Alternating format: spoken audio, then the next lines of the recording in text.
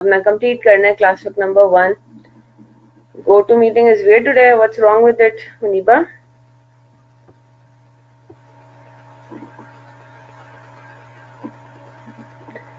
हाँ जी, तो क्लास वर्क नंबर 1 में कोई प्रॉब्लम आया?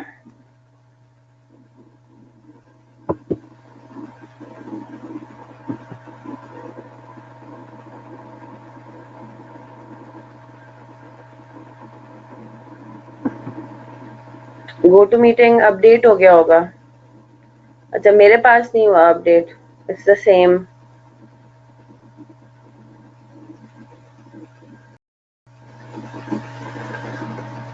चलिए, थोड़ा सा टाइम लगेगा.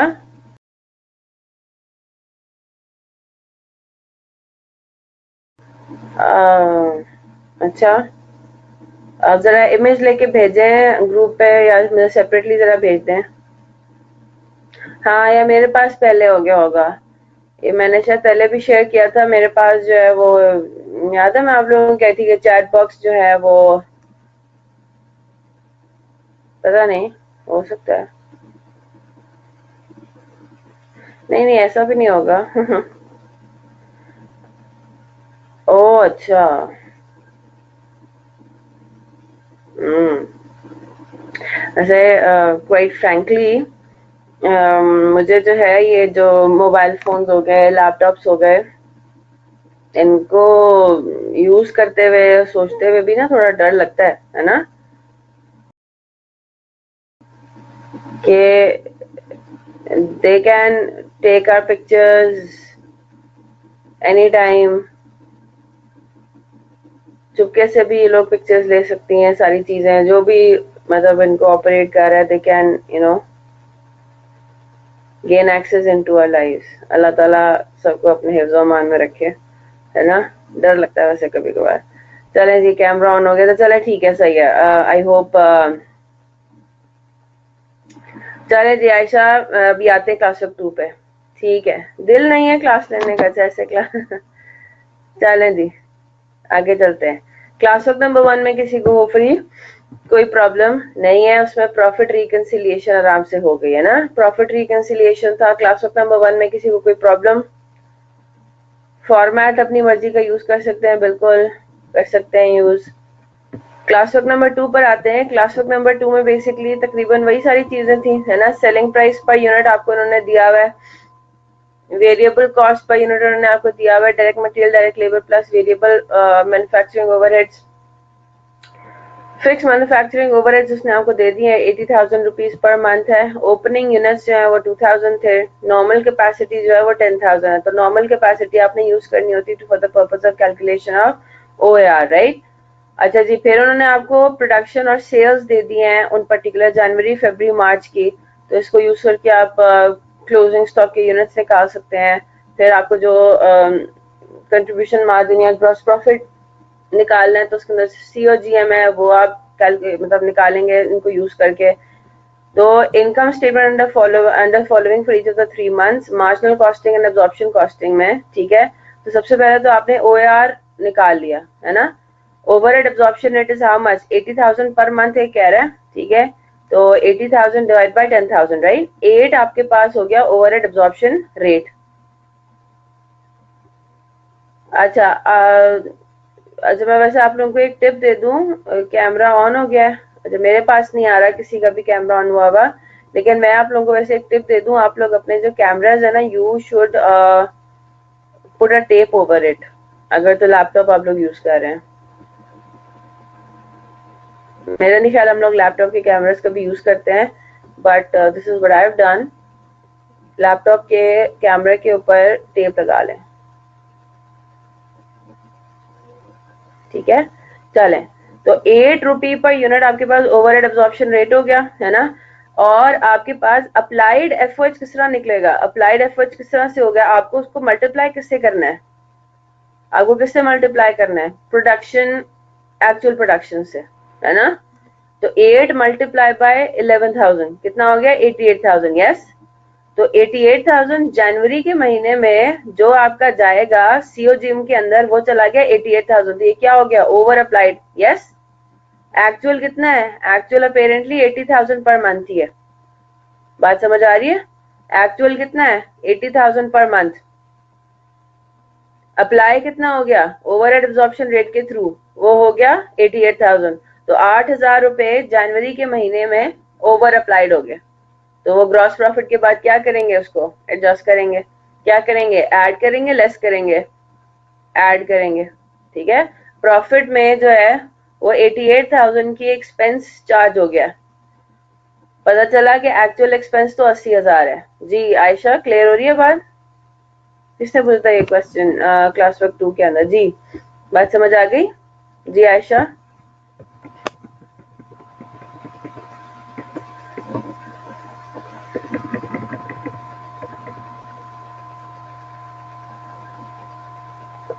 ठीक है।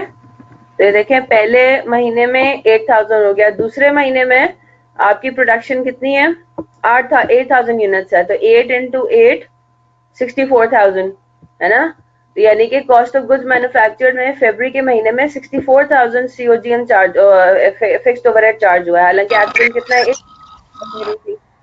ठीक है। तो 80,000 और 64,000 में फर्क कितना है, 16,000 का जो आपके पास है वो अंडर अप्लाई हुआ है, सीओजीएम के अंदर कम गया है, राइट, बिकॉज आपने सीओजीएम के अंदर ओवरहेड एब्जॉर्प्शन रेट लिख के जाना है एज अ रूल। क्लियर हो गई बात? इसी तरह से मार्च के महीने में सीन क्या था, आपका जो normal capacity was equal to your actual production, yes, आपकी जो एक्चुअल प्रोडक्शन है वो नॉर्मल कैपेसिटी के इक्वल है, तो यानी कि कोई अंडर या ओवर अप्लाइड का सिनेरियो नहीं होगा। Is that clear? तो अगर आपकी एक्चुअल प्रोडक्शन और आपकी नॉर्मल कैपेसिटी डिफरेंट होती है तो फिर आपके पास ओवर और अंडर अप्लाइड का सिनेरियो राइज होता है। जी जनाब, क्लियर हो गई बात? चलें, क्लास वर्क नंबर 2 में और किसी को कोई प्रॉब्लम, रिकनसाइल हो गया आराम से?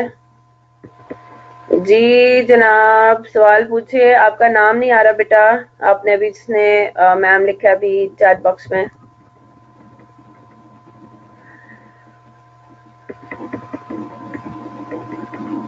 चलिए आप अपना क्वेश्चन टाइप कर लीजिए, नाम भी अपना लिख लीजिएगा। चलें जी, अब हम एक बड़ा ही कोई कॉम्प्रिहेंसिव सा, कैपेसिटी तो सेम है बट ओवरहेड ही बदल जाए तो फिर भी अंडर, जी बिल्कुल ऑब्वियस ही बात है, बिल्कुल जनाब। तो मुख्तलिफ सिनेरियोज में आपके पास अंडर ओवर अप्लाइड का आता है ना सीन। यहाँ पे ये कि यहाँ पे आपका बजटेड एफओएच और एक्चुअल एफओएच सेम है, लेकिन यहाँ पे कैपेसिटी, नॉर्मल कैपेसिटी यानी कि बजटेड प्रोडक्शन और एक्चुअल प्रोडक्शन डिफरेंट है। तो फिर आपका मतलब कोई भी चीज आपकी बजटेड से वेरी करेगी ना, दो चीजें हैं ना, या तो बजटेड प्रोडक्शन या फिर कॉस्ट, जो टोटल एक्चुअल कॉस्ट है, राइट। दोनों चीजों में से कोई भी बजटेड से वेरी करेगा, आपका ओवर या अंडर अप्लाइड का सिनेरियो राइज हो जाएगा, ठीक है। चलें, अब एक बड़े मजे की एग्जांपल है, जरा इसको देखते हैं। और ये ना बेसिकली आपका सारा पिछला सारा ये बेसिकली आपकी अंडरस्टैंडिंग बैक एंड पे जो है ना वो टेस्ट कर रही है, ठीक है। एग्जांपल पर आ जाते हैं। Entity T manufactures a single product and uses absorption costing. The following data relates to the performance of the entity during October. अब इसने देखो आपको कैसे दिया हुआ है, जैसे वो मिसिंग इन्फॉर्मेशन वाली चीज नहीं होती, तकरीबन आप समझे वही चीज है ये, ठीक है। क्या उसने दिया हुआ है, प्रॉफिट उसने आपको कैलकुलेट करके दे दिया। तो सबसे पहले हम रिक्वायरमेंट पे आते हैं, ठीक है। रिक्वायरमेंट जरा हम पहले देख लेते हैं। उसने आपसे मांगा हुआ है क्या, actual production overhead cost for October, ठीक है जनाब। एक्चुअल प्रोडक्शन ओवरहेड्स कितने हैं वो हमें निकालने हैं, ठीक है जी। इन्होंने आपको क्या दे दिया है, प्रॉफिट दे दिया है 37,000 रुपीज। ओवर एब्जॉर्ब्ड ओवरहेड उसने आपको ये बता दिया कि आपका जो कॉस्ट ऑफ गुड्स मैन्युफैक्चर्ड है उसमें 24,000 जो है वो ओवर एब्जॉर्ब हुए हैं, यानी कि जो आपने overhead absorption rate, you get the point right. हम नॉर्मली ओवर या अंडर एब्जॉर्ब कैसे कैलकुलेट करते हैं, पहले अप्लाइड निकालते हैं, फिर एक्चुअल से उसको कंपेयर करते हैं, जो डिफरेंस आता है उसमें हम कहते हैं कि ओवर या अंडर एब्जॉर्ब आ रहा है, ठीक है। तो हमारा बेसिकली कह सकते हैं कि हमारा ये जो है ना सबसे इंपॉर्टेंट वाली इंफॉर्मेशन है, ठीक है। सेल्स उसने आपको दे दी है कि 48,000 यूनिट्स आपने सेल किए, सेलिंग प्राइस है आपकी 7,20,000। नॉन प्रोडक्शन ओवरहेड्स जो है ना वो उसने आपको दे दी है, ऑल फिक्स कॉस्ट है 2,75,000। ओपनिंग इन्वेंट्री दे दी है, क्लोजिंग इन्वेंट्री दे दी है। और ये जो इन्फॉर्मेशन है ये बड़ी इंपॉर्टेंट है, वो ये कह रहा है units of inventory are valued at rupees 9 each, consisting of a variable cost of rupees 3 and a fixed overhead cost of rupees 6. All overhead costs are fixed cost. ठीक है, आपको क्या निकालना है? एक्चुअल प्रोडक्शन ओवरहेड निकालना है.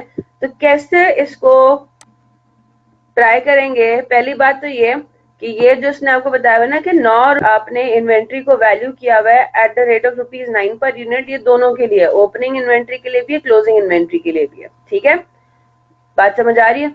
अब आपको निकालना है actual production overhead cost for October, इस पूरी इंफॉर्मेशन को यूज करके. अच्छा जी, जरा हम ट्रायल एंड एरर बेसिस पे कैलकुलेट करके देखते हैं. ठीक है, जो पहला एक जहन जाता है जिस तरफ, वो क्या जाता है? आपको प्रॉफिट दिया हुआ है ना, ये अपेरेंटली नेट प्रॉफिट है. ठीक है, आपको प्रॉफिट दिया हुआ है. आप जरा अपने दिमाग, अपने सामने इनकम स्टेटमेंट जरा माइंड में लेकर आए. ठीक है, और आप समझ लें कि चले एब्जॉर्प्शन कॉस्टिंग है, या जहां पे भी ओवर या अंडर एब्जॉर्ब आ रहा हो. ठीक है, ओवर या अंडर एब्जॉर्ब की आपको इन्फॉर्मेशन दी हुई होगी, तो उसका मतलब है कि वहां पे कौन सा कॉस्टिंग यूज हुआ हुआ है? Absorption costing. क्योंकि हमने ये बात देखी है कि ओवर या अंडर एब्जॉर्ब वाला सिनेरियो तो अराइज ही सिर्फ एब्जॉर्प्शन कॉस्टिंग में होता है. मार्जिनल कॉस्टिंग में तो ऐसा कोई कॉन्सेप्ट है ही नहीं. है ना? क्लियर होगी ना बात? ठीक है जी. तो हमने ये कहा कि भाई एब्जॉर्प्शन कॉस्टिंग यहाँ पे यूज होनी है, तो जरा इनकम स्टेटमेंट लेकर आए एब्जॉर्प्शन कॉस्टिंग वाली अपने माइंड में. ठीक है, और चीजों को जरा फिट करना शुरू हो जाए. आपको नेट प्रॉफिट दिया हुआ है, चलें जी, नेट प्रॉफिट सबसे नीचे वाली इन्फॉर्मेशन आपको गिवन है. आपको सेल्स की इन्फॉर्मेशन गिवन है, सेल्स से चलना स्टार्ट करते हैं. ठीक है, सेल्स गिवन है, सेल्स आपने उसमें प्लेस कर दी.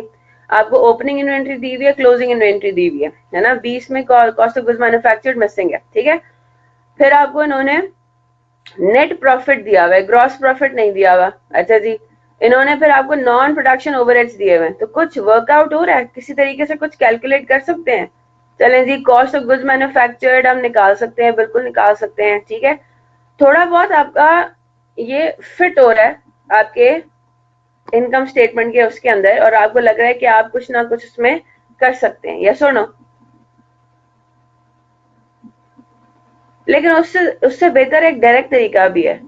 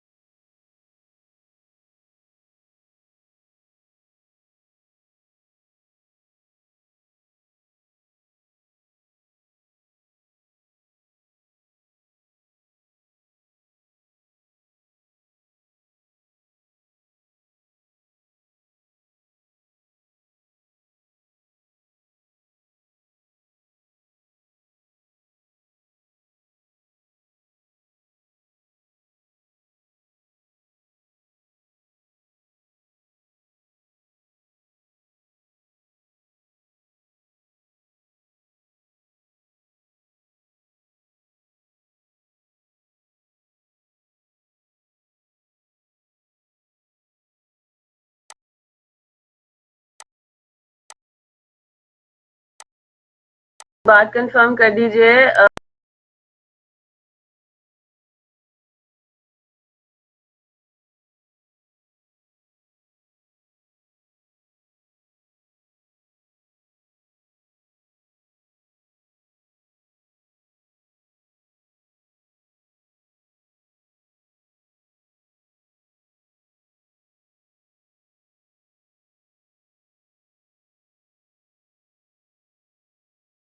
जी जनाब, अस्सलाम वालेकुम, आवाज आ रही है सबको?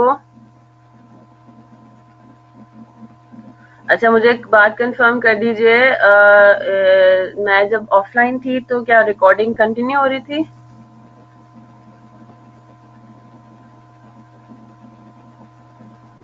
ठीक है, सही है। चलें जनाब, तो मैं किस तरफ थी? हाँ जी, हम लोग असल में इस एग्जाम्पल पे आ गए थे। तो मैं बेसिकली एक स्टूडेंट की तरह जो है वो आपसे बात डिस्कस कर रही हूँ, है ना, कि एज अ स्टूडेंट जो है वो दिमाग में क्या चीज आती है। अच्छा जी, इनकम स्टेटमेंट ले आते हैं, हमें वर्क बैक करना है, हमें निकालना है कि एक्चुअल प्रोडक्शन कितनी है। तो हम अगर कॉस्ट ऑफ गुड्स मैन्युफैक्चर्ड निकाल लें तो फिर उससे हमें पता लग जाएगा कि एब्जॉर्ब्ड कितना है। लेकिन वो सारे जो है हैसल में अभी हमें जाने की जरूरत है ही नहीं। ठीक है, इधर देखें, हमें जो है किसी तरीके से अगर ये पता लग जाए, बेसिकली हमें इस इंफॉर्मेशन को यूज करना है। ठीक है, ओवर एब्जॉर्ब्ड ओवरहेड, आपको एक्चुअल ओवरहेड की फिगर निकालनी है, राइट। तो अगर हमें किसी तरीके से क्या चीजें पता चल जाए, देखें, ये ओवर एब्जॉर्ब्ड ओवरहेड है। ठीक है, over absorbed overhead is equal to, हमारे पास क्या सिनेरियो होता है, actual overhead minus applied overhead, है ना। तो अगर हमारे पास इस तरीके से हमें कुछ इन्फॉर्मेशन पता लग जाए कि हमने ओवरहेड अप्लाई कितना किया है और उसको हम एक्चुअल ओवरहेड से कंपेयर करें, मतलब वो एक्चुअल ओवरहेड बेसिकली हमारा अननोन है, ओवर एब्जॉर्ब्ड ओवरहेड उन्होंने हमें दिया हुआ है, तो हम जो है अपनी इस तरह से कैलकुलेशन कुछ कर सकते हैं। ये हमारा मेन फॉर्मूला है जिसको हमें यूज करके ये मिसिंग इन्फॉर्मेशन निकालनी है एक्चुअल ओवरहेड की। ठीक है, तो ये क्लियर कट आपको समझ में आता है ना। ये तो हमें उन्होंने क्योंकि ओवर एब्जॉर्ब्ड ओवरहेड दिया हुआ है तो हम कहेंगे कि ओहो, हम इस काम को डायरेक्टली भी टैकल कर सकते हैं, है ना। तो अब इसको किस तरीके से हम लेकर चलें, तो जरा हम यहाँ पे अपना चीजें, अपना फॉर्मूले में ना चीजें कंस्ट्रक्ट करना शुरू कर देते हैं। ठीक है, हमें बेसिकली जब इस तरह से कोई मिसिंग इन्फॉर्मेशन इस तरह दी हुई होती है या कोई इस तरह से आपको नजर आता है कि भाई हमें घुमा फिरा के कोई चीज फाइंड आउट करनी है, तो उसमें हम ट्रायल एंड एरर बेसिस पे चीजों को टैकल करते हैं ना। ठीक है, अच्छा जी, इस तरह से अटेम्प्ट करके देखते हैं, नहीं तो उस तरह से अटेम्प्ट करके देख लेंगे। तो मैंने पहले आपको आइडिया दिया कि भाई क्लियर कट दिमाग में पहले क्या चीज आती है कि भाई इनकम स्टेटमेंट कंस्ट्रक्ट करें, लेकिन उससे भी एक बेहतर तरीका क्या है कि हम इस तरीके से कुछ कुछ वर्कआउट करें, इस फॉर्मूले को यूज करके हम कुछ वर्कआउट करें, क्योंकि इस फॉर्मूले को यूज करके हम चीजें डायरेक्टली और आसान तरीके से निकाल सकते हैं। किस तरीके से होगा, ओवर एब्जॉर्ब्ड ओवरहेड है, तो पहली बात तो हम जरा ये मुझे जरा जल्दी से सोचकर बताएं, ओवर एब्जॉर्ब्ड ओवरहेड में एक्चुअल ज्यादा होगा या अप्लाइड ज्यादा होगा ओवरहेड? हाँ जी, अप्लाइड ज्यादा होगा, है ना। अप्लाइड ज्यादा होगा, एक्चुअल कम होगा। इतनी बात तो हमें समझ में आ गई कि यहाँ पे हमारा एक्चुअल ओवरहेड अप्लाइड से होगा कम, है ना। ठीक है जी, ये पहले हमने इसको जरा कंस्ट्रक्ट कर लिया। ठीक है, ओवर एब्जॉर्ब्ड ओवरहेड आपके पास है कितना, ओवर एब्जॉर्ब्ड ओवरहेड है 24,000। चलें जी, तो 24,000 is equal to actual overhead which is unknown minus, अच्छा जी, अप्लाइड ओवरहेड कैसे कैलकुलेट करेंगे? अप्लाइड ओवरहेड आपके पास होंगे यूनिट्स प्रोड्यूस्ड, यानी कि एक्चुअल यूनिट्स, है ना। एक्चुअल यूनिट्स प्रोड्यूस्ड, इसका फॉर्मूला हमारे पास क्या होता है, actual basis multiplied by what, overhead absorption rate, है ना। चलें, अब हम जरा फाइंड आउट करते हैं कि हमें क्वेश्चन में, ये एग्जाम्पल है बेटा, क्लास ऑफ 2 के बाद जो एग्जाम्पल है, अब हमें जरा ये डिटरमिन करना है कि हमें किसी तरीके से एक्चुअल यूनिट्स और ओवरहेड एब्जॉर्प्शन रेट पता लग जाए। अच्छा जी, जरा हम क्वेश्चन के ऊपर आते हैं। इसने आपको ये बोला हुआ है कि units of inventory are valued at 9 rupees each. अच्छा जी, यहीं पर रुक जाएंगे। एब्जॉर्प्शन कॉस्टिंग के अंदर जो इन्वेंट्री वैल्यू की जाती है उसके अंदर फिक्स्ड ओवरहेड भी आता है, अग्रीड। और उसमें जो फिक्स्ड ओवरहेड का रेट इस्तेमाल होता है वो इस्तेमाल होता है overhead absorption rate. Is that clear? तो इसका मतलब ये हुआ कि ये जो आपके पास हो गया फिक्स्ड ओवरहेड, है ना, ये आपके पास जो 6 रुपीज हो गया, ये आपके पास क्या चीज हो गई, ये ओवरहेड एब्जॉर्प्शन रेट ही हो गया। Is that clear? बात समझ आ रही है? है ना। तो यहाँ पे हम अपना थोड़ा सा हमने वर्कआउट कर लिया। यहाँ पे इसने आपको कह दिया कि all overhead cost are fix cost, तो सारे के सारे जो फिक्स कॉस्ट आ रही है आपके पास क्या है, फिक्स्ड ओवरहेड कॉस्ट 6 रुपीज की, ये बेसिकली आपके पास ओवरहेड एब्जॉर्प्शन रेट हो गया। चले जी, इसको तो मैं यहाँ पे कर लेती हूँ, ये 6 तो हमें पता लग गई है ना। ओवरहेड एक ही है, फिक्स्ड ओवरहेड ही है, वेरिएबल ओवरहेड है ही नहीं। तो आपने आपके पास जो फिक्स कॉस्ट का रेट आ रहा है 6 rupees, 6 rupees is basically your overhead and overhead absorption rate हो गया 6। अब हमें क्या चाहिए, एक्चुअल यूनिट्स प्रोड्यूस्ड। क्या आप इस इंफॉर्मेशन को यूज करके यूनिट्स प्रोड्यूस निकाल सकते हैं? बिल्कुल निकाल सकते हैं। आपको इसने बता दिया है कि ओपनिंग और क्लोजिंग इन्वेंट्री को इसने वैल्यू किया है एट द रेट ऑफ ₹9 पर यूनिट। यस, तो अगर हम ये वाला फॉर्मूला यूज करें, यूनिट्स प्रोड्यूस, क्या है बेसिकली यूनिट्स सोल्ड वाला फॉर्मूला यूज कर लेते हैं। क्या है आपका कॉस्ट ऑफ गुड्स सोल्ड वाला फॉर्मूला, है ना। कॉस्ट ऑफ गुड्स सोल्ड वाला जो फॉर्मूला है उसमें जो रुपीज वाली इन्फॉर्मेशन है अगर उसको हम यूनिट्स में कन्वर्ट कर दें तो हमारे पास बेसिकली वही काम हो जाता है। यूनिट सोल्ड किस तरह से आता है, ओपनिंग यूनिट्स, है ना, plus units produced minus unit sold. Yes, ये बात सबको समझ आ रही है। यूनिट सोल्ड कितने होते हैं, साल के पहले दिन कितने यूनिट्स आपके पास थे, आपने फिर फर्दर कितने यूनिट्स प्रोड्यूस किए, और क्लोजिंग के टाइम पे कितने units, sorry units, closing units, sorry यहाँ पे उल्टा हो गया, यहाँ पे आपके पास होगा क्लोजिंग यूनिट्स। तो साल के या पीरियड के पहले दिन कितने यूनिट्स थे, फिर आपने कितने यूनिट्स प्रोड्यूस किए, ऐड कर देंगे, और पीरियड के आखिरी दिन कितने यूनिट्स आपके पास अभी पड़े हुए हैं, माइनस करेंगे तो आपके पास क्या आंसर आ जाएगा, यूनिट सोल्ड। जो basically cost of good sold वाला फॉर्मूला है उसको मैंने बस यूनिट्स में कन्वर्ट कर दिया, है ना। यहाँ पे इसने हमें इन्फॉर्मेशन में क्या क्या दिया हुआ है, यूनिट सोल्ड दिए हुए 48,000, हमें यूनिट्स प्रोड्यूस चाहिए, याद रखिएगा। यूनिट सोल्ड है 48,000 is equal to opening units. हम किस तरह से निकाल सकते हैं, ओपनिंग इन्वेंट्री है 1,44,000, 1,44,000 is been valued at ₹9 per unit. तो आप क्या यूनिट्स निकाल सकते हैं, बिल्कुल निकाल सकते हैं। 144,000 डिवाइडेड बाय 9 ओपनिंग यूनिट्स आ जाएगा, प्लस यूनिट्स प्रोड्यूस्ड अननोन है, माइनस क्लोजिंग यूनिट्स कितने हैं, क्लोजिंग इन्वेंट्री आपको दी हुई है 1,62,000। आपको पता है कि एक यूनिट जो है वो 9 रुपए पे वैल्यू हुआ है, तो कितने यूनिट्स होंगे, 1,62,000 डिवाइड बाय 9। ये बात समझ आ रही है सबको, 1,62,000 डिवाइडेड बाय 9, ठीक है। इज दैट क्लियर, ये समझ में आ रहा है 144 को डिवाइड बाय 9 क्यों किया, 162 को डिवाइड बाय 9 क्यों किया। तो मेरे पास यूनिट्स प्रोड्यूस्ड भी आराम से आ जाएंगे। कितने यूनिट्स की इंफॉर्मेशन आती है आपको पता ये चलता है कि 50,000 units were actually produced during the year. ये एक्चुअल प्रोडक्शन हो जाएगी, हो गया काम, हो जाएगा सॉल्व। तो एक्चुअल यूनिट्स प्रोड्यूस्ड भी आपको पता लग गए 50,000, हो जाएगा अब आराम से। तो आपके पास जो मेन आपकी वो था रिक्वायरमेंट थी एक्चुअल ओवरहेड निकालना। एक्चुअल ओवरहेड अब आपके पास आ जाएगा 24,000 प्लस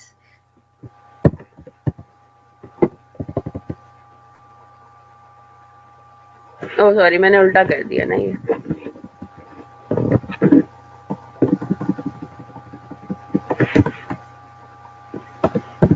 ये होगा। फॉर्मूले के अंदर किस तरह से आप लिखते हैं, पोजीशन क्या होगी ये भी बड़ा मैटर करता है, यस और नो, है ना। ये देखें यहाँ पे जो हमारा फॉर्मूला बनेगा, एक्चुअल ओवरहेड अप्लाइड ओवरहेड से ज्यादा है, और कितना ज्यादा है, 24,000 रुपीज ज्यादा है ना। अप्लाइड ओवरहेड कितना है, 50,000। एक्चुअल ओवरहेड कम है ना, तो एक्चुअल ओवरहेड माइनस के बाद आएगा, ठीक है। एक्चुअल ओवरहेड कम है तो एक्चुअल ओवरहेड माइनस के बाद आएगा। या तो आप इस तरीके से करें, या अगर फॉर्मूला आपने वही पहले वाला लिखा है तो ये 24,000 फिर नेगेटिव में लिखेंगे, ठीक है। This matters a lot. ये फॉर्मूला जरा यहाँ पे अरेंजमेंट उसकी जरा ठीक कर लें, ठीक है। या सिंपल है, सिंपल क्या होगा, आप इस तरीके से जरा लॉजिकली काम कर लें। अप्लाइड ओवरहेड कितना है total, applied overhead 50,000 into 6। Yes, हम ये कह रहे हैं कि अप्लाइड ओवरहेड एक्चुअल ओवरहेड से 24,000 ज्यादा है, तो उसका क्या मतलब हुआ, आपका एक्चुअल ओवरहेड कितना होगा। हम ये कह रहे हैं कि जी 3 लाख रुपए हमने अप्लाई किया था, लेकिन एक्चुअली 3 लाख नहीं है, 24,000 रुपीज कम है। ये बात समझ आ रही है ना सबको। तो इसका मतलब है एक्चुअल ओवरहेड्स कितने हो जाएंगे, 2,76,000। या तो इस तरह से करें या इस फॉर्मूले में डाल दें, मर्जी है आपकी। जी जनाब, इज दैट क्लियर। हम ये कह रहे हैं कि हमने ज्यादा अप्लाई कर दिया। यस, अप्लाइड ओवरहेड हमारा 24,000 रुपीज ज्यादा है एक्चुअल से, ओवर अप्लाइड का ये मतलब हुआ ना, अभी आप लोगों ने ये बताया मुझे। Actual overhead is more than applied overhead, और कितना ज्यादा है? 24,000 ज्यादा है। अप्लाइड ओवरहेड आपने कैलकुलेट कर लिया 300,000, यस, और ये किस तरह से निकला? 50,000 मल्टीप्लाइड बाय 6, यस। तो 300,000 आपका अप्लाइड ओवरहेड है, तो एक्चुअल ओवरहेड कितना है? उससे 24,000 कम है, तो आपने 24,000 माइनस कर दिया, 2,76,000। इज दैट क्लियर, यस और no?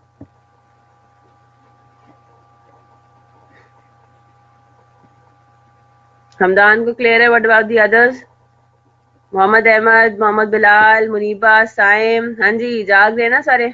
Mohsin, Abdullah, Aiman, Anas, Asif, Ayesha, caller 2, Dilshad, Ghulam Mohammad, Hamza Imran, Hasnain, Hasan Javed, Asif, Mohammad Ahmad, ji, Samra, Sana, Shabnam, Shahzeb, crystal clear है सबको? क्या रिपीट करना है बेटा हमजा? हम ये कह रहे हैं ओवर एब्जॉर्ब्ड, क्वेश्चन में दिया हुआ है ओवर एब्जॉर्ब्ड ओवरहेड है 24,000। इसका मतलब ये हुआ कि हमारा अप्लाइड ओवरहेड ज्यादा है, ओवर अप्लाइड है, यस। तो पहले हमने क्या कैलकुलेट किया कि अप्लाइड ओवरहेड है कितना, ठीक है। पहले हमने ये कैलकुलेट करना है कि अप्लाइड ओवरहेड कितना है। अप्लाइड ओवरहेड हमें पता लग जाएगा तो हम आराम से क्या कैलकुलेट कर सकते हैं? Actual overhead, yes. हमें जो इन्होंने इन्वेंट्री की वैल्यू दी हुई है पर यूनिट, वो दी हुई है 9 रुपीज, और इसमें जो ओवरहेड का रेट है वो है 6 रुपए। और आपको ये पता है कि इन्वेंट्री की वैल्यूएशन करते हुए जो ओवरहेड का रेट इस्तेमाल किया जाता है वो एक्चुअल नहीं होता, वो ओवरहेड एब्जॉर्प्शन रेट होता है, ठीक है। वो एक्चुअल रेट तो होता नहीं है। तो इसका मतलब ये हुआ कि अगर हमें यूनिट्स प्रोड्यूस पता लग जाए, एक्चुअल बेसिस पता लग जाए, तो actual basis multiplied by overhead absorption rate आपका अप्लाइड ओवरहेड ही तो होता है ना। अप्लाइड ओवरहेड का फॉर्मूला क्या है? Actual basis multiplied by overhead absorption rate. Overheads के चैप्टर में हमने पढ़ लिया हुआ है। तो अगर हमें एक्चुअल प्रोडक्शन पता लग जाए, पर यूनिट है ना, पर यूनिट है, तो अगर हमें एक्चुअल यूनिट्स प्रोड्यूस पता लग जाए तो हम आराम से अप्लाइड ओवरहेड निकाल सकते हैं। अप्लाइड ओवरहेड निकल गया तो एक्चुअल ओवरहेड तो मुश्किल ही नहीं है। तो फिर हमने सोचा कि हम यूनिट्स प्रोड्यूस किस तरह से निकालेंगे। आपको इन्होंने सेल्स के यूनिट्स दिए हुए, आप ओपनिंग और क्लोजिंग इन्वेंट्री के यूनिट्स निकाल सकते हैं। फॉर्मूले में डालेंगे, लॉजिकली सॉल्व करेंगे, दोनों तरीकों से आपको पता ही चलेगा। 50,000 यूनिट्स आपने प्रोड्यूस किए थे, 16,000 यूनिट्स आपके ओपनिंग में थे, 50,000 प्रोड्यूस किए, 18,000 क्लोजिंग में रह गए। तो इसका मतलब है सेल कितने किया? 48,000। इस तरीके से बन रहा है प्रॉपर, ठीक है। तो 50,000 रुपीज एक्चुअल यूनिट्स प्रोड्यूस आपके पास आया। 50 इंटू 6 आपने कैलकुलेट कर लिया अप्लाइड एफओएच, 3 लाख रुपए। फिर आपको क्वेश्चन में बताया हुआ था कि ओवर अप्लाई हुआ है 24,000 से, यानी कि अप्लाइड एफओएच ज्यादा है एक्चुअल से बाय 24,000। तो इसका मतलब है एक्चुअल कितना था? 2,76,000।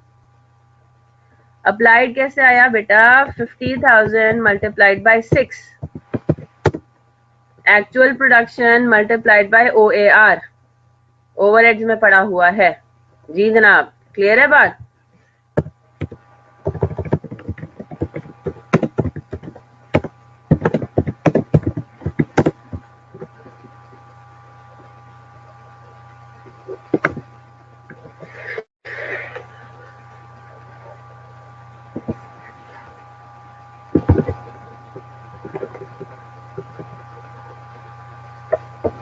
ये वाला पॉइंट आयशा, ये वही वाली बात है जो मैंने आप लोगों को लिखवाई थी कि अगर तो आपके पास ऐसा है। अच्छा पेज 90, ये कौन सा पेज है?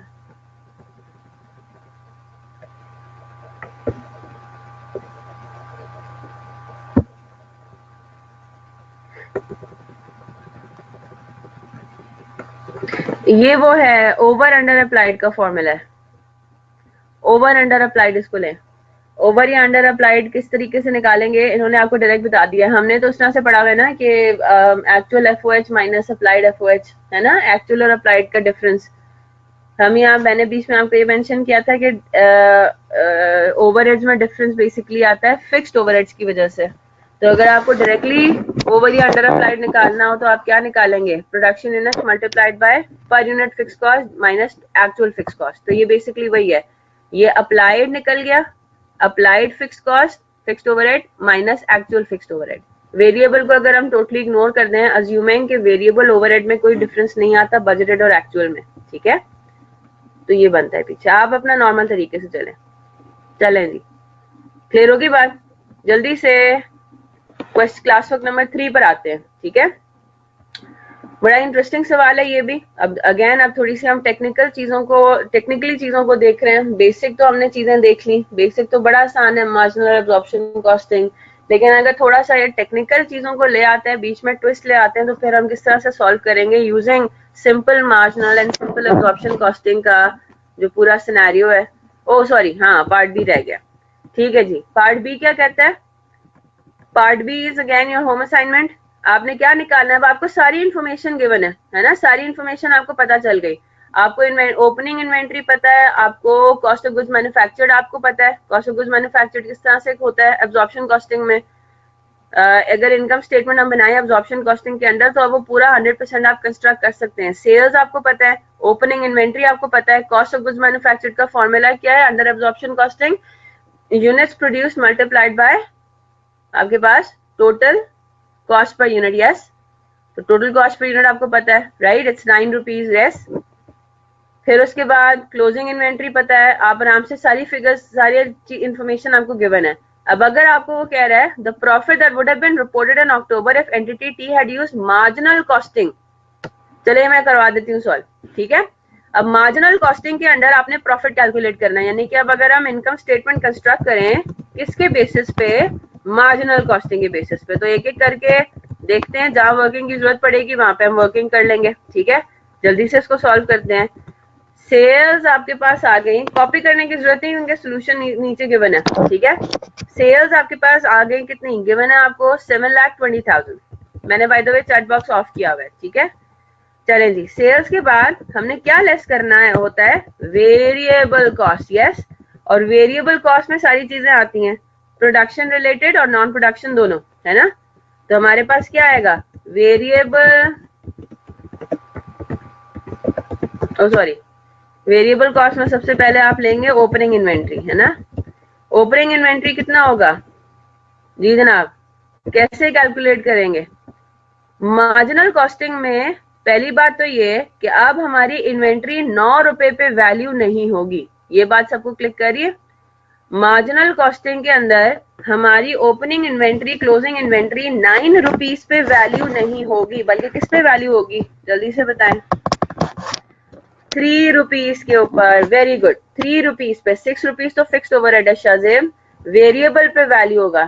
शाहरुख और शाहजेब, 6 रुपीज क्यों होगा बेटा? 6 rupees is fixed overhead, marginal में वेरिएबल पे वैल्यू होता है, ठीक है।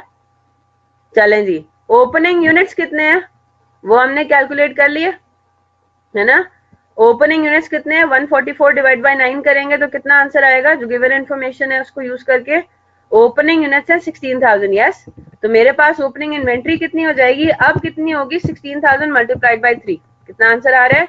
16,000 मल्टीप्लाइड बाय 3, ये आ गया 48,000, ठीक है। इसमें मैंने क्या ऐड करना है? Cost of goods manufactured. Yes, लेकिन कौन सा? सिर्फ और सिर्फ वेरिएबल वाला। तो 50,000 मल्टीप्लाइड बाय 3, ठीक है। ये मेरे पास हो गया 1,50,000। फॉलो कर रहे ना सारे? फिर मैंने क्या लेना है? Closing inventory. क्लोजिंग इन्वेंट्री मेरे पास है 18,000 यूनिट्स, 18,000 इंटू 3, ठीक है। तो क्लोजिंग इन्वेंट्री मैंने यहाँ से माइनस कर देनी है, 18,000 इंटू 3, 54,000। तो मेरे पास जो वेरिएबल कॉस्ट ऑफ सेल्स है वो कितनी आती है? वेरिएबल कॉस्ट ऑफ सेल्स मेरे पास आता है कितना? मैं यहीं पे सॉल्व कर लेती हूँ। This plus this minus this, 1,44,000 मेरे पास आ गया वेरिएबल कॉस्ट ऑफ सेल्स, है ना। 1,44,000। मैंने अब इसमें क्या लेना है? Variable non production overheads as per my format. तो वेरिएबल नॉन प्रोडक्शन ओवरहेड्स हमें नजर आ रहा है कि कॉस्ट ऑफ सेल्स के अलावा बाकी सारी ओवरहेड्स क्या है? फिक्स्ड है, तो वेरिएबल कोई और है ही नहीं। क्लियर होगी बात? तो मैंने ये क्या कर दिया इसको? 0। तो मेरे पास टोटल वेरिएबल कॉस्ट कितनी आ जाती हैं जो मैंने सेल्स में से माइनस करनी है? वही आ जाती है 1,44,000, ठीक है जनाब।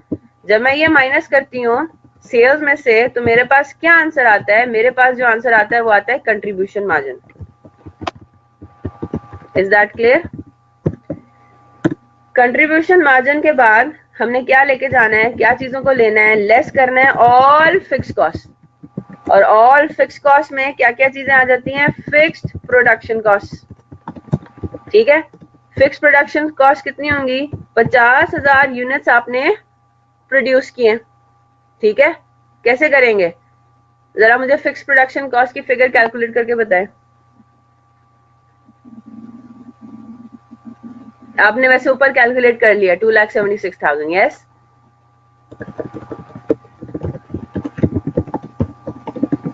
है ना? अच्छा, 6 से अगर आप करते हो ना तो फिर 24,000 भी आपने एडजस्ट करना है। ठीक है, कैलकुलेटेड इन ए, या मैं आगे लिख देती हूँ 50,000 इंटू 6, साथ में आपने माइनस 24,000 भी करना है। एक्चुअल लेते हैं ना मार्जिनल कॉस्टिंग में, तो एक्चुअल आपने इनकम स्टेटमेंट में हर हाल में एक्चुअल फिक्स्ड ओवरहेड लेके जाना है, भले एब्जॉर्प्शन कॉस्टिंग हो भले मार्जिनल हो। ठीक है ना? एब्जॉर्प्शन कॉस्टिंग में ऊपर हम अप्लाइड लेके जाते हैं और फिर ओवर अंडर अप्लाइड की एडजस्टमेंट करके वो एक्चुअल पे आ जाता है। बात समझ आ गई ना? तो यहाँ पे आपने हर हाल में एक्चुअल फिक्स कॉस्ट ओवरहेड, आपकी फिक्स प्रोडक्शन कॉस्ट कितनी थी आपकी, 2,76,000 थी, तो आपने 2,76,000 ही लेकर जाना है इनकम स्टेटमेंट में। ठीक है, और फिक्स्ड नॉन प्रोडक्शन कॉस्ट कितनी है वो आपको क्वेश्चन में गिवन है। 2,76,000 में से अब आप और क्या माइनस करेंगे, 2,75,000 non production overheads. Is that clear?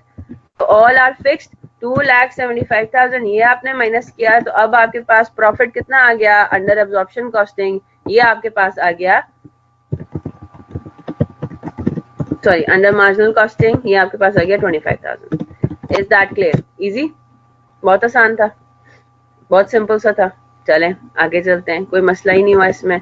ठीक है, तो जरा आप थोड़ा अपना माइंड खोलना है और बहुत ही सिंपल सी चीज को ट्विस्टेड अंदाज में भी आपसे पूछ सकता है। ठीक है, क्लास वर्क 3 पर आते हैं जल्दी से।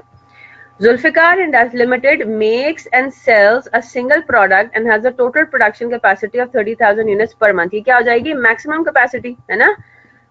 ये उसके पास टोटल वो प्रोडक्शन कितनी कर सकता है, वो कर सकता है 30,000 यूनिट्स पर मंथ। ये नॉर्मल कैपेसिटी नहीं है, याद है ना? नॉर्मल और मैक्सिमम कैपेसिटी में फर्क था।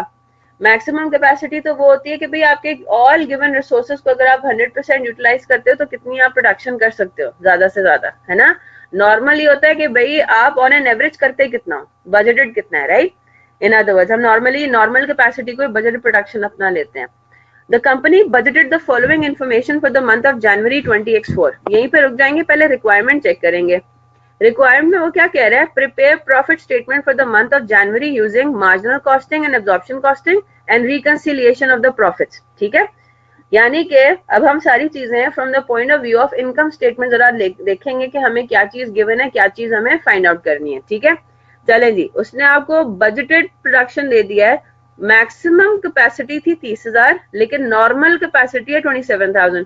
तो for the purpose of calculation of overhead absorption rate you will be using 27,000। ठीक है, वेरिएबल कॉस्ट पर यूनिट उसने दे दिया, प्रोडक्शन कॉस्ट और 1,10,000 रुपी per unit, sorry 110 rupee per unit, and selling and administration are 25 rupees per unit.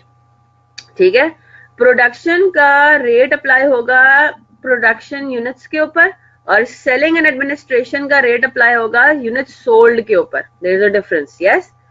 आगे चलते हैं, fixed overheads उसने आपको बता दिया। अगेन ये क्या है, दिस इज बजटेड इंफॉर्मेशन। तो बजटेड फिक्स्ड ओवरहेड्स हैं, प्रोडक्शन के हैं 7,56,000, सेलिंग एंड एडमिनिस्ट्रेशन के हैं 5,04,000। The actual operating data for January 20x4 is as follows। Production है 24,000 यूनिट्स, यूनिट्स प्रोड्यूस अब आपके ना 27,000 है ना 30,000 है, आपने यूनिट्स एक्चुअली प्रोड्यूस कितने किए, 24,000। तो बजटेड से जैसी वेरिएंस आएगा आपको दिमाग में क्लिक कर जाना चाहिए एब्जॉर्प्शन कॉस्टिंग में अंडर या ओवर अप्लाइड होगा। ठीक है, आगे चलते हैं। सेल्स आ रहा है एट ₹250 पर यूनिट। ठीक है, opening stock of finish goods है 2,000 यूनिट्स। तो क्या हम क्लोजिंग स्टॉक निकाल सकते हैं, बिल्कुल निकाल सकते हैं यूनिट्स में, है ना। क्लोजिंग यूनिट्स हम निकाल सकते हैं, ओपनिंग यूनिट्स हैं 2,000, यूनिट्स प्रोड्यूस्ड हैं 24, तो टोटल अवेलेबल फॉर सेल कितना हो गया 26,000। ठीक है जी, 26,000 आप उस पीरियड में सेल कर सकते थे। आपने सेल एक्चुअली कितने किए 22,000, यानी कि 4,000 यूनिट्स आपके पास क्लोजिंग इन्वेंट्री में पड़े रह गए। क्लियर होगी बात? तो क्लोजिंग स्टॉक के यूनिट्स भी आप आराम से आपने निकाल लिए। चलें जी आगे चलते हैं। फिर वो ये बता रहा है अब ये बड़ी अजीब बात कर रहा है, during the month of January 2024 variable factory overheads exceeded the budget by 1,20,000। अरे ये क्या हो गया?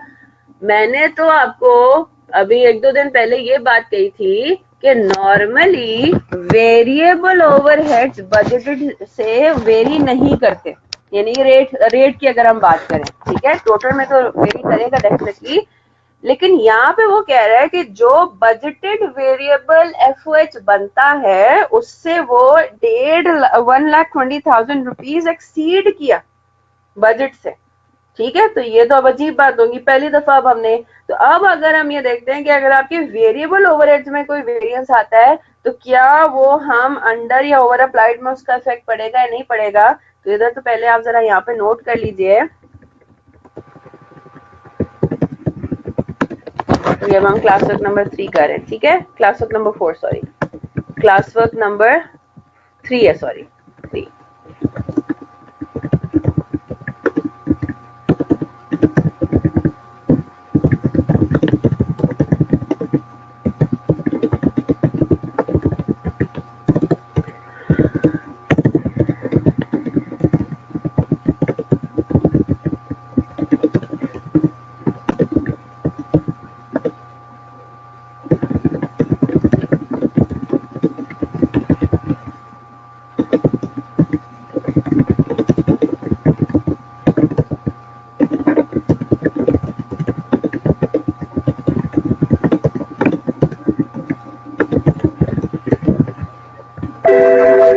क्या मतलब हुआ इसका? मैं आपको ये लिखवा रही हूँ कि अंडर और over applied FOH is with respect to fixed overheads only. Obviously बात है, अगेन ये बात सबको समझ आ जानी चाहिए, अंडर या ओवर एब्जॉर्ब वाली बात आएगी सिर्फ एब्जॉर्प्शन कॉस्टिंग के अंदर। Any deviation from budgeted in case of variable FOH will be adjusted in सीओजीएम directly. क्यों ये बात मैंने लिखवाई? ओवर या अंडर अप्लाइड की हम एडजस्टमेंट दिखाते हैं ग्रॉस प्रॉफिट के अंदर। फॉर्मेट लेकर आए जरा इनकम स्टेटमेंट का अपने माइंड में। आप पहले ग्रॉस प्रॉफिट कैलकुलेट करते हो, फिर उसमें ओवर या अंडर अप्लाइड की एडजस्टमेंट करते हो और एडजस्टेड ग्रॉस प्रॉफिट निकालते हो। यस, एक्चुअल ग्रॉस प्रॉफिट निकालते हो, है ना? यही होता है ना? तो अगर बजटेड से वेरी करे एक्चुअल वेरिएबल ओवरहेड्स, तो वो आपने एडजस्टमेंट ओवर या अंडर अप्लाइड के अंदर नहीं करनी, बल्कि वो कॉस्ट ऑफ गुड्स मैन्युफैक्चर्ड में आपने ऊपर ही डायरेक्टली कर देनी है। कैसे इसको करेंगे सॉल्व? पहले जरा हम आ जाते हैं, पहले हम जरा मार्जिनल कॉस्टिंग को यूज करके इनकम स्टेटमेंट बनाते हैं, ठीक है? तो इसमें तो कोई मसला है ही नहीं ना।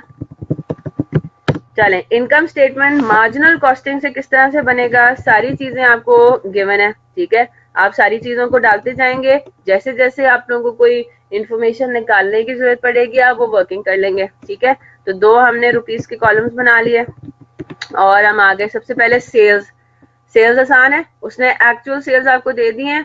22,000 units were sold at the rate of 250 per unit, easy. तो 22,000 मल्टीप्लाइड बाय 250, तो ये आपके पास आ गया 5.5 मिलियन रुपीज, ठीक है जी। ये आपके आ गई सेल्स 22,000 मल्टीप्लाइड बाय 250। आगे चलते हैं, मार्जिनल कॉस्टिंग में फिर हमें क्या लेस करना होता है? वेरिएबल कॉस्ट, है ना? और वेरिएबल कॉस्ट में सबसे पहले आप क्या निकालते हैं? Variable cost of sales. Opening inventory कितनी लेंगे आप? ओपनिंग इन्वेंट्री है 2,000 यूनिट्स, यस और नो? तो ये आपने कर लिया 2,000 मल्टीप्लाइड बाय, किससे मल्टीप्लाई करेंगे? वेरिएबल कॉस्ट ऑफ प्रोडक्शन से। Is that clear? तो मुझे जरा ये देखकर बताइए कि मैंने अपनी ओपनिंग इन्वेंट्री को कितने पे वैल्यू करना है जी।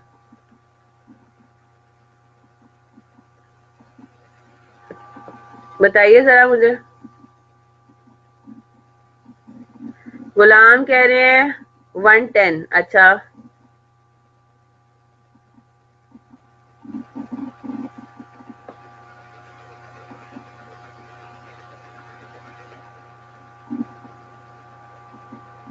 पिछले साल के रेट पर, ठीक है जी।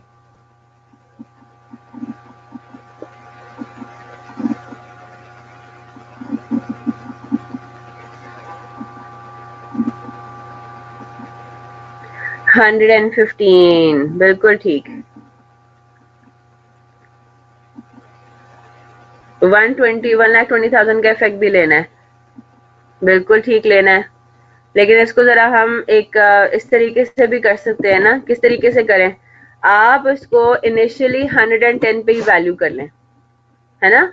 आप इनिशियली इसको किस पे वैल्यू करें, बजटेड पे ही वैल्यू कर लें। जरा देखते हैं उसको, 2000 मल्टीप्लाइड बाय 110, ठीक है। 110 ही लेना, 15 अभी रहने दें, शाहरुख मैं बताती हूँ, ये 110 से ही करते हैं। बजटेड क्या था आपका, आपको पता है कि जी आपने इन्वेंट्री की फिगर्स में हमेशा हमने पहले बजटेड फिगर्स ही लिए ओवरहेड्स के केस में ना। जो हमने ओवरहेड्स लिए हैं वो हमेशा ओवरहेड एब्जॉर्प्शन रेट लिया। ओवरहेड एब्जॉर्प्शन रेट तो आपका बजटेड पे से यूज होता है, निकलता है। यस, यहाँ तक बात क्लियर होगी। तो बजटेड वेरिएबल एफओएच आपका निकलता है 110, ठीक है। यहाँ तक बात क्लियर है। इतनी बात तो सबको समझ में आती है ना। 25 नहीं लेना, क्योंकि 25 आपका प्रोडक्शन कॉस्ट है ही नहीं, प्रोडक्ट कॉस्ट तो है ही नहीं है, ठीक है। 110 से लिया उसको, ठीक है। ओपनिंग इन्वेंट्री आ गई, फिर उसके बाद आपने क्या किया, यूनिट्स प्रोड्यूस कितने हैं,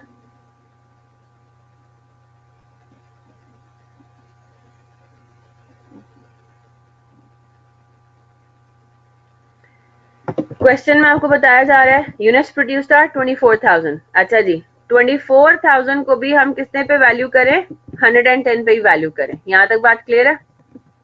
चले जी, हमने ये कर दिया 24,000 इंटू 110, ठीक है जनाब।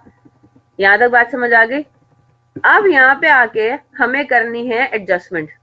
किस चीज की एडजस्टमेंट करनी है आपने, जो अच्छा पहली बात तो ये मोहसिन ने शायद ये पॉइंट किया था, ओपनिंग इन्वेंट्री में तो 115 वाला कोई क्वेश्चन है ही नहीं। मेरी बात समझ आ रही है, जिन्होंने 115 लिखा था, 115 आपका क्लोजिंग स्टॉक उस पर वैल्यू होगा। ओपनिंग इन्वेंट्री तो 115 पे वैल्यू होनी नहीं है। क्यों, अब मेरी बात गौर से सुनिएगा। बजटेड रेट कितना था, 110 था, ठीक है। जो 1,20,000 का वेरिएंस आया है वो तो आया है करंट ईयर में, यस और नो। तो उसका तो ओपनिंग इन्वेंट्री से कोई ताल्लुक है ही नहीं। ये बात समझ आ गई। तो ओपनिंग इन्वेंट्री तो हमने 110 पे ही वैल्यू करनी है, उसका मतलब 1,20,000 से कोई ताल्लुक ही नहीं है। 1,20,000 का एक्चुअल और बजटेड वेरिएबल ओवरहेड के अंदर जो डिफरेंस आ रहा है वो तो आ रहा है करंट ईयर में, वो तो पीरियड शुरू होने के बाद की बात है, यस और नो। तो ओपनिंग इन्वेंट्री तो 110 पे ही वैल्यू होनी है। जो 115 वाली बात हो रही है वो अभी आगे जाके हमने देखनी है, ठीक है। यूनिट्स प्रोड्यूस्ड हैं कितने, 2640। ये आपकी वो है सीओजीएम हो गया, है ना। कॉस्ट ऑफ गुड्स मैन्युफैक्चर्ड आपके पास हो गया, आपने बजटेड को यूज करके किया है। अब मैं अगर आपको ये कहूँ कि भाई एक्चुअल बेसिकली आपके पास कॉस्ट ऑफ गुड्स मैन्युफैक्चर्ड 2640 नहीं है ना।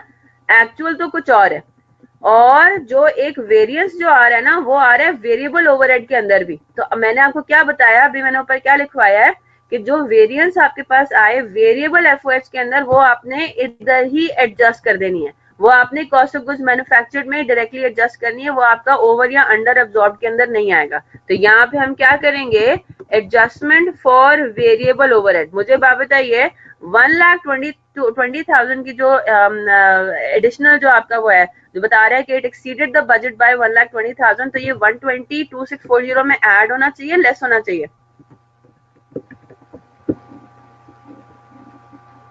ऐड होगा। ये बात तो सबको क्लियर होगी ना। मैंने अब इन दोनों फिगर्स को एक डब्बे में डाल दिया, ठीक है। इन दोनों फिगर्स को मैंने डब्बे में डाल दिया है ताकि मैं चीज आपको एक क्लैरिटी एक चीज में आ जाए। इसका मतलब ये हुआ कि एक्चुअल जो हम ले रहे हैं कॉस्ट ऑफ गुड्स मैन्युफैक्चर्ड, ठीक है, इग्नोरिंग एफओएच वाला एलिमेंट, ठीक है, वो हमारे पास आ रहा है 2760। अब मेरी बात गौर से सुनिएगा, इस 2760 में अब हम देखते हैं सारे वेरिएबल कॉस्ट अब एक्चुअल पे हैं, और जो फिक्स्ड ओवरहेड है वो ओवर अप्लाइड पर है। क्लियर होगी ना बात। इस 2760 के अंदर सारे वेरिएबल कॉस्ट अब एक्चुअल पर आ गए, है ना, और जो फिक्स्ड ओवरहेड है वो अब आपके पास सिर्फ अप्लाइड पर है। यहां तक बात क्लियर होगी 2760 में। And this is how things should be, ठीक है। अब हम आते हैं किसके ऊपर, आखिरी आइटम कितनी है आपको, किस क्या चाहिए आपको, क्लोजिंग इन्वेंट्री। मुझे बात बताइए, क्लोजिंग इन्वेंट्री के यूनिट्स आप आराम से निकाल सकते हैं, मुझे वर्किंग कराने की जरूरत तो नहीं है ना। ओपनिंग स्टॉक है 2000, यूनिट्स प्रोड्यूस्ड हैं 24,000, सेल्स हैं 22,000, तो पीछे बचा कितना, 4,000 यूनिट्स, यस और नो। तो 4,000 यूनिट्स आपके पास हो गए क्लोजिंग इन्वेंट्री के।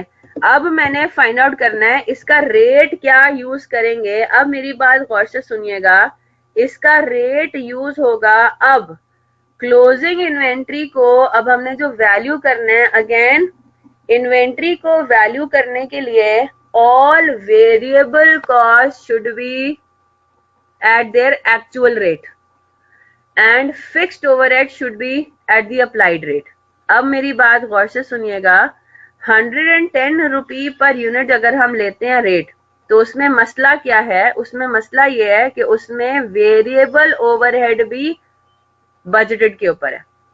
ठीक है, तो अगर मैं आपसे ये पूछूं कि एक्चुअल फिर हमारे पास क्या, मतलब हम इन्वेंट्री को कितने पे वैल्यू करेंगे, तो वो इतने पर करेंगे। आपने जो करंट पीरियड में प्रोडक्शन की है उसकी कॉस्ट कितनी आई है, 2760,000। ये कहां से आई, ऊपर आई, ऊपर से ली है ना। इस 2760 के अंदर सारी की सारी variable cost including variable overhead actual पर है और सिर्फ फिक्स्ड ओवरहेड अप्लाइड पर है। ये बात सबको सब फॉलो कर रहे हैं? ठीक है, तो 2760,000 is going to be our main figure for this, मतलब क्लोजिंग इन्वेंट्री। ठीक है, सिनेरियो आपके पास। अच्छा, मैं जरा इसको कंप्लीट कर लूं, फिर उसके बाद इसको दोबारा से समझाती हूँ। ठीक है, तो 2760,000 आपने जो 24,000 यूनिट्स प्रोड्यूस किए हैं उसकी आपके पास कॉस्ट आ गई 2760। मैं इसको दोबारा एक्सप्लेन करूंगी।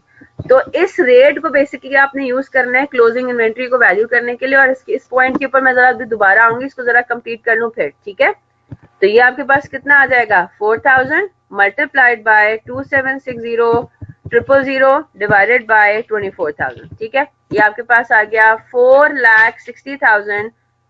सही मैंने कैलकुलेट किया,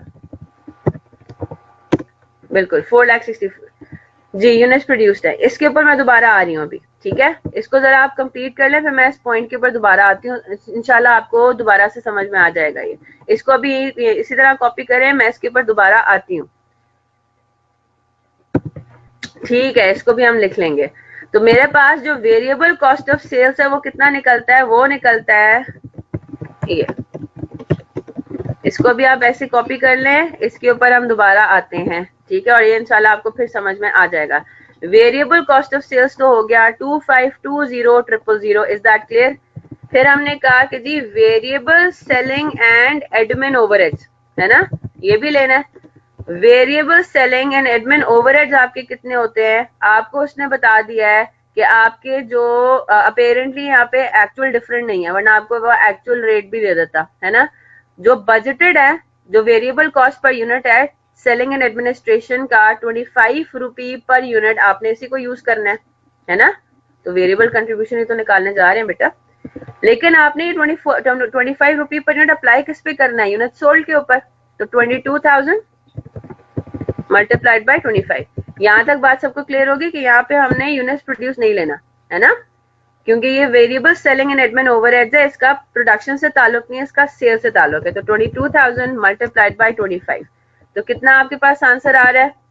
वेरिएबल कॉस्ट कितनी आ रही है आपके पास, वेरिएबल कॉस्ट आपके पास आ रही है 2520 और 5,50,000। तो ये आपके पास आ गया, टोटल वेरिएबल कॉस्ट आ गई 3,07,000।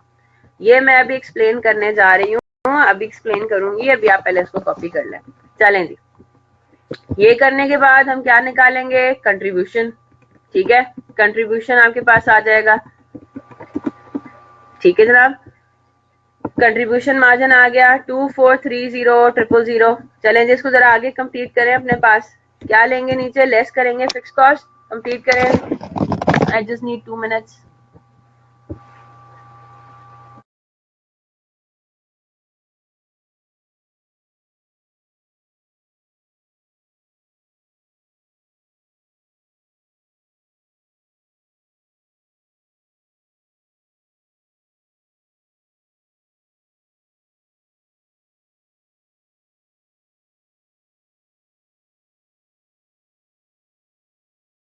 ठीक है, कंट्रीब्यूशन मार्जिन हो गया। उसके बाद आपने क्या लेस करना है, उसमें से फिक्स कॉस्ट लेस करनी है।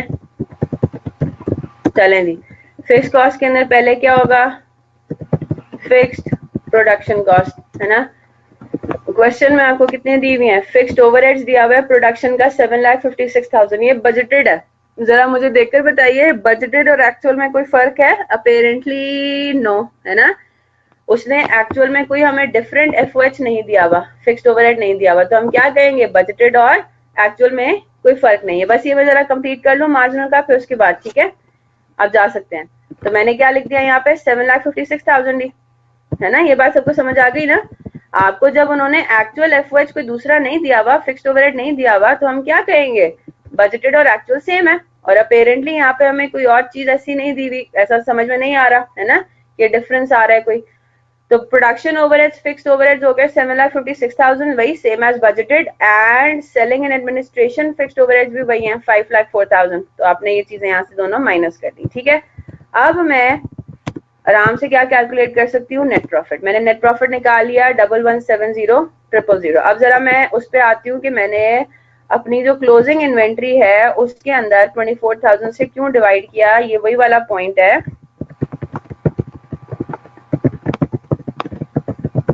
ठीक है। यहाँ तक कॉपी कर लिया सबने, ये हमारा काम तो हो गया खत्म, ठीक है, मार्जिनल कॉस्टिंग से। अब हम आते हैं जरा इधर। आपको मैंने ऊपर लिखवाया था कल मैं या मैं आज सैटरडे को कि अगर तो आपके पास कोई डिफरेंस आता है रेट्स के अंदर तो क्या होगा? आपकी जो ओपनिंग स्टॉक है, opening inventory will be valued at last years rate, है ना, और closing inventory should be valued at current year rate, ये लिखा था ना। और ये बात समझ में भी आती है ना, बात समझ में भी आती है। अभी तक हमने जितने सवाल किए हैं सॉल्व, उसमें ओपनिंग और क्लोजिंग के रेट सेम है। जो पिछले साल आपको एक यूनिट मैन्युफैक्चर करने की कॉस्ट आई थी, इस साल भी एक यूनिट को मैन्युफैक्चर करने की वही कॉस्ट आ रही थी। सो फार हमने जितने सवाल किए थे, लेकिन करंट क्वेश्चन में आके चीजें हो जाती हैं डिफरेंट, है ना। पिछले साल तक कितना रेट आप फॉलो कर रहे थे for the purpose of valuation of your inventory? 110, कोई वेरिएशन नहीं था अपेरेंटली, है ना। जब हमारा करंट ईयर आया तो पता ये चला कि वेरिएबल एफओएच में आ गया डिफरेंस, ठीक है। तो वेरिएबल एफओएच के अंदर अब कितने से डिफरेंस आ रहा है? 1,20,000 से हमारा बजटेड से एक्सीड कर रहा है। तो अगर मैं अब आपसे पूछूं कि अब आपका रिवाइज्ड रेट पर यूनिट कितना आता है, जिसको हमने इन्वेंट्री की वैल्यूएशन को यूज करना है बेसिकली अपनी कैलकुलेशन के अंदर, तो आप ये कहेंगे कि भाई इन्होंने आपको ऑलरेडी बजटेड इन्फॉर्मेशन कितनी दी हुई है कि एक यूनिट को मैन्युफैक्चर करने के लिए 110 रुपए लग रहे थे, है ना। एक यूनिट को मैन्युफैक्चर करने के लिए 110 रुपए लग रहे थे, ठीक है जनाब। अब आपको पता चला कि जी आपका जो वेरिएबल ओवरहेड का रेट है वही चेंज हो गया, वही बजटेड से डिफरेंट है। इधर देखिए, आपने एक्चुअली यूनिट्स कितने प्रोड्यूस किए हैं? एक्चुअल प्रोडक्शन आपके पास कितनी आई है? एक्चुअल प्रोडक्शन है आपके पास 24,000 यूनिट्स, है ना। अच्छा जी, इधर देखें जरा, बजटेड वेरिएबल ओवरहेड्स कितना बनता है? बजटेड वेरिएबल ओवरहेड्स बनता है 24,000 multiplied by budgeted variable cost, sorry total variable production cost, ठीक है, डायरेक्ट प्लस इनडायरेक्ट, वो आपके पास बनता है 110, ठीक है। यही हो गया ना। बजटेड रेट को यूज करके आपके पास वेरिएबल कितनी कॉस्ट ऑफ प्रोडक्शन आनी चाहिए थे? 2640। यहाँ तक बात क्लियर होगी? ये तो बात समझ आ गई ना। 2640,000 आपका बनता है total cost of goods manufactured budgeted को यूज करके। लेकिन आपको क्वेश्चन में वो बता रहा है कि 1,20,000 एक्स्ट्रा इनकर हो गए, है ना। यही हो गया ना, बजटेड से 1,20,000 ज्यादा इनकर हुआ, यस और नो। तो यानी कि आपके पास जो एक्चुअल प्रोडक्शन कॉस्ट है वेरिएबल, ये बात समझ आ रही है सबको? एक्चुअल प्रोडक्शन कॉस्ट जो है ना वेरिएबल एलिमेंट, वो आपके पास कितना है? 2,760। तो अगर मैं आपसे पूछूं कि करंट ईयर में एक यूनिट को प्रोड्यूस करने के लिए कितना खर्चा आया है, तो आप मुझे 110 रुपए कहेंगे? नहीं ना। एक्चुअल प्रोडक्शन कितनी है? 24,000। तो अब आप मुझे क्या बताएंगे? Actual variable rate of production कितना हो गया? सारा कुछ वेरिएबल इस्तेमाल हो रहा है ना, मार्जिनल में आपने सब कुछ वेरिएबल यूज करना है। तो actual variable rate of production आपके पास कितना है? करंट ईयर की जो रेट इस्तेमाल होगा for the purpose of valuation of inventory, वो होगा 115। अब बात बताएं, समझ आ रही है बात? तो ये बेसिकली हमने इसी रूल के ऊपर, इसी रूल को बेसिकली यहाँ पे अप्लाई किया जा रहा है। क्या रूल अप्लाई किया जा रहा है कि ओपनिंग इन्वेंट्री वैल्यू होना चाहिए पिछले साल के रेट पे और क्लोजिंग इन्वेंट्री वैल्यू होना चाहिए करंट ईयर के रेट पे। तो current year variable cost per unit कितना आ रहा है 115, ठीक है, और पिछले साल का वेरिएबल कॉस्ट पर यूनिट कितना था 110। कब नहीं, वेरिएबल कॉस्ट को सीओजीएम में एक्चुअल पे ही लेना है बेटा। हम पीरियड के देखते हैं, हम मंथ वाइज या ईयर को तो देख ही नहीं रहे। जो भी पीरियड आपका अंडर कंसिडरेशन है आपने उस पीरियड का एक्चुअल वेरिएबल कॉस्ट लेना है सीओजीएम में हमेशा, मार्जिनल हो एब्जॉर्प्शन हो जो भी हो। ओपनिंग को बजटेड पे इसलिए ले रहे हैं क्योंकि हम ये अज्यूम कर रहे हैं कि पिछले साल जो कॉस्ट पर यूनिट थी वो थी ही 110 है, उसी के बेसिस पे हमने करंट ईयर का बजट फिक्स किया।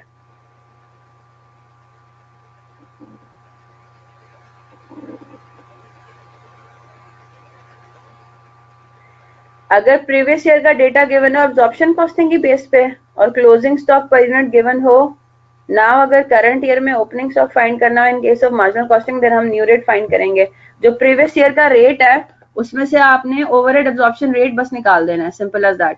मार्जिनल एब्जॉर्प्शन से मार्जिनल कॉस्टिंग का रेट फाइंड आउट करने के लिए फर्क सिर्फ क्या है, आपने एफओएच का ओवरहेड एब्जॉर्प्शन रेट निकाल देना है, दैट्स इट। बाकी सारी चीजें सेम होती हैं।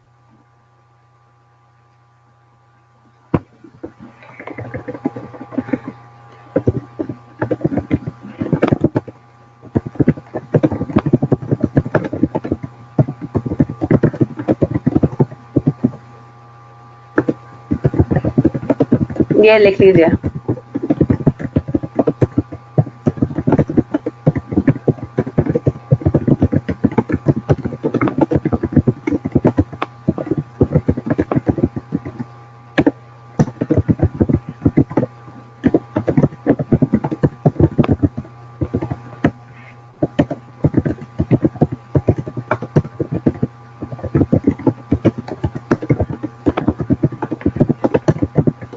क्लियर हो गई बात? 120 कहां से आ गया?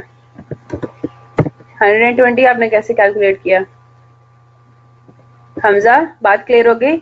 In case of both marginal and absorption costing, direct material, direct labor and variable production overheads will be taken at what? Actual rates. अब बात समझ आ गई? ओवरहेड एब्जॉर्प्शन रेट कहाँ पे सिर्फ लेना है अपेरेंटली, मार्जिनल एब्जॉर्प्शन कॉस्टिंग के अंदर हमें फिक्स्ड प्रोडक्शन ओवरहेड्स हमें लेना है ओवरहेड एब्जॉर्प्शन रेट पे, बस बाकी सब चीजें एक्चुअल पर आएंगी। तो मार्जिनल कॉस्टिंग में तो ओवरहेड एब्जॉर्प्शन रेट का कोई स्यापा है ही नहीं, है कि नहीं, है ना। मार्जिनल कॉस्टिंग में तो ओवरहेड एब्जॉर्प्शन रेट नाम की कोई चीज है ही नहीं। एब्जॉर्प्शन है ना, एब्जॉर्प्शन रेट एब्जॉर्प्शन कॉस्टिंग में इस्तेमाल होगा और कहीं इस्तेमाल होना ही नहीं है। मार्जिनल में एब्जॉर्प्शन रेट इस्तेमाल ही नहीं हो रहा कहीं पे। क्लियर हो गई बात? तो आपने क्या कैलकुलेट कर लिया कि actual variable cost of production कितनी है 115। तो करंट ईयर का closing stock will be valued at closing rate ना, करंट रेट होगा। तो करंटली इस साल एक्चुअली कितना आपको एक यूनिट को प्रोड्यूस करने के लिए वेरिएबल कॉस्ट इनकर करनी पड़ी? 115 रुपए की। क्लियर होगी बात? पिछले साल अपेरेंटली 110 रुपए पड़ रहा था, इसीलिए हमने इस साल का बजट भी 110 रखा। अब बात समझ आ रही है? पिछले साल का जो वेरिएबल रेट है प्रोडक्शन का total, direct material, direct labour plus variable overheads, वो कितने थे? 110 ही थे, इसीलिए हमने इस साल का बजट भी 110 ही रखा। तो हम ओपनिंग स्टॉक को तो 110 पे वैल्यू करेंगे। जी जनाब, ऑडिट के लिए अब जा सकते हैं। एक काम ही करते हैं, कल इसको कंटिन्यू करते हैं, ठीक है, कल इसको कंटिन्यू करते हैं क्योंकि ऑडिट के भी आपका अच्छा खासा टाइम निकल गया है। तो आप लोग जरा भले निकल चले जाएं। ये एक्सेल की शीट मेरे पास सेव्ड ही है, आपको मैं कल दिखा दूंगी जिसको कॉपी करना है, और ऑडिट की क्लास है जिसकी ऑडिट की क्लास नहीं है वो कॉपी करना चाह रहे हैं वो भी कर ले कॉपी। जी मोहसिन,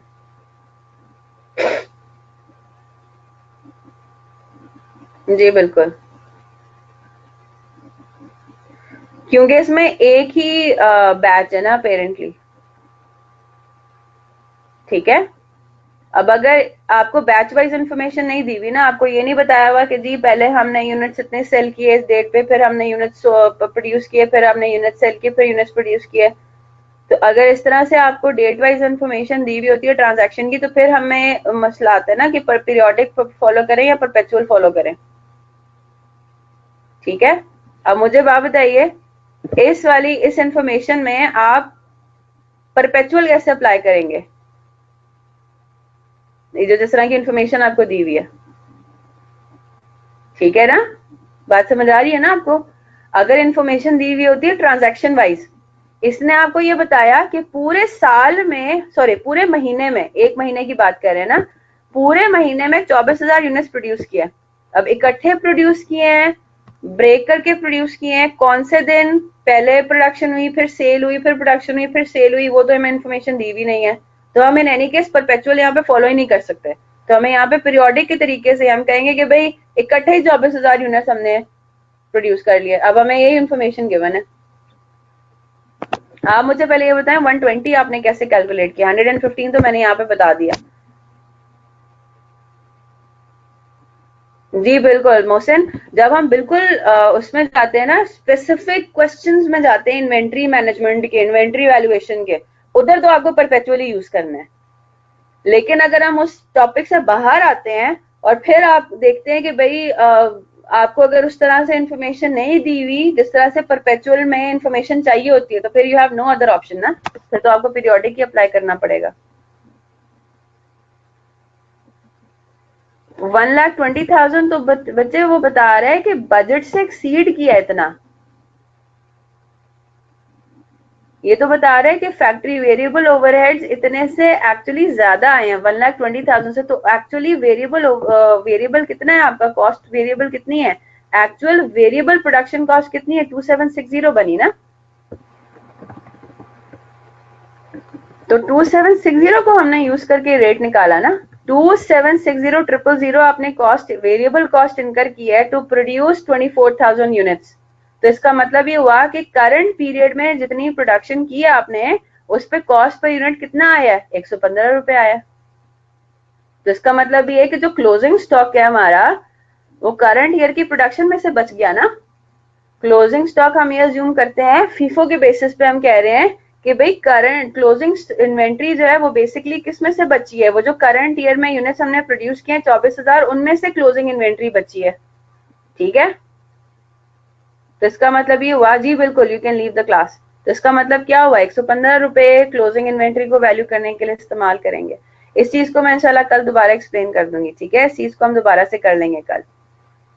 तो अपेरेंटली अब हमारा ये टॉपिक इंशाल्लाह कल कंप्लीट होगा, और